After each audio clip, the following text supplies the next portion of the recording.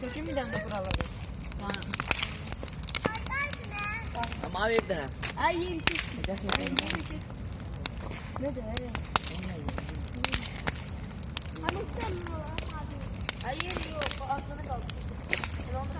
Buralara. Ma bir tane al. Sen Evet kaldı. Allah. Bu bakıyorsun. O sefer karnımıza buluyor. Gel. Oo, bu işin işi. Ete de arsın yakalı orada ha. Zahara ne yedin? Ayağını. Bir yan ağzına çıkarsan çok ha. Sen kim okşatmak istiyorsun o? Kullanabilirsin. Ayağımı bunu atsak fark verir ya. Ha, bir bak. Yok. Attan böyle be. Tarihi de. Siz seriden ha. Silahlar yok. Silah kullanım. Gördü bile işte. Kullanım. O şekilde sen mi? Oralarda o da boşluktu. Ha, tam orta. Ana karşı, o da songa var. Akatsız. Kaldınız. Oh.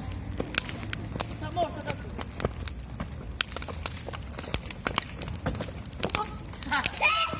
Ağzına geçtiler. Ben tam ortadan kullanmam. Evde eve çizdiler ha.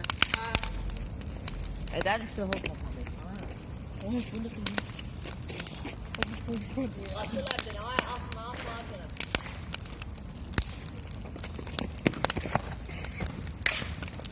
Mesela bak nasıl. Bir doktor. Elnur. Bir tane böyle kullanın. O Elnur.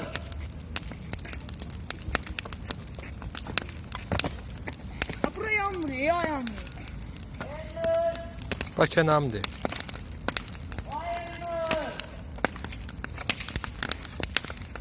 Arkası ben ilerledim şu beni bakar. Sen elədiyin bir sən nədir?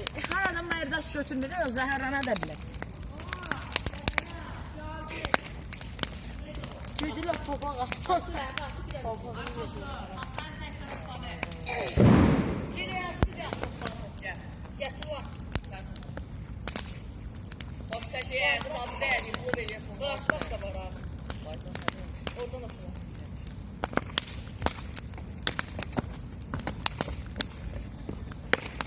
Gel. Yine yere gayet. Bak tatil bak evet.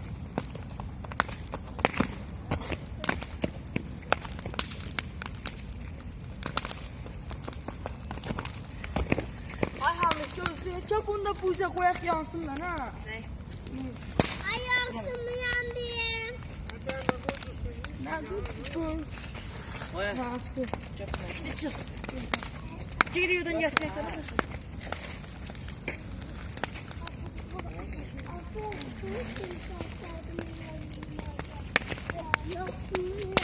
Yanlış. Nasıl bu ya?